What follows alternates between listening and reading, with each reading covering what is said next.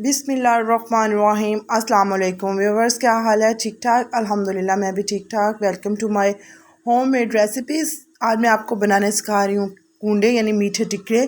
बहुत मज़ेदार मीठे टिक्रे बनेंगे और मुख्तलिफ़ शेप्स में। बच्चे बहुत शौक़ से खाते हैं और आप गेस्ट वगैरह आएँ तो आप प्रेजेंट कर सकते हैं और बहुत सॉफ्ट और बहुत मज़ेदार बनते हैं।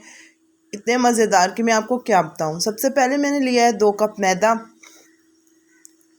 और उसके अंदर मैंने आधा कप ग्राइंड की हुई चीनी, पिसी हुई चीनी ऐड की है। बेकिंग सोडा और मीठा सोडा, ये दोनों चीज़ें ऐड की हैं और उनको अच्छे से मिक्स कर लिया। अब मैंने ऑयल ऐड किया है, ठीक है।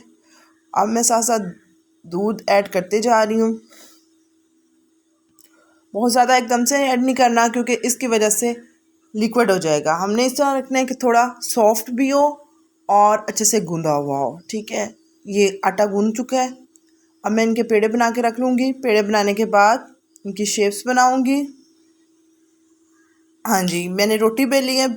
रोटी बेलने के बाद मैंने शेपर ले लिए हैं, ठीक है। उनकी मदद से मैं मुख्तलिफ शेप्स काट लूँगी।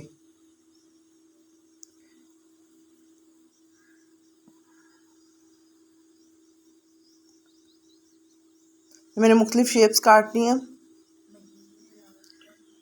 बहुत सारी शेप्स बना लेनी है।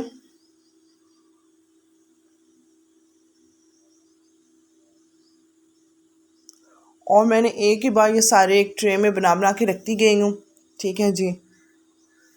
और मैंने ना इसमें जो आटा आपका इर्द गिर्द से उतरता है बाकी बचता है वो भी आप इसमें ऐड कर सकते हैं। उसको दोबारा से आप बेलें और बेल के मुख्तलिफ शेप बनाएं, ठीक है जी।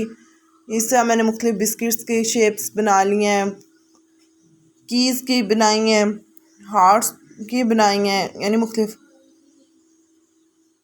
ये सारी शेप्स मेरी रेडी हो चुकी है। हमने ऑयल गर्म करके इनको तलना शुरू कर दिया है।